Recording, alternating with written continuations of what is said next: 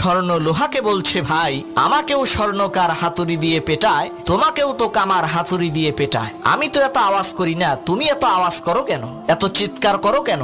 তখন লোহা বলল, ভাই শোনো, তুমি স্বর্ণ, তোমাকে যে হাতুড়ি দিয়ে পেটানো হয় সেটা লোহার, আর আমি লোহা, আমাকে যে হাতুড়ি দিয়ে পেটানো হয় সেটাও লোহার।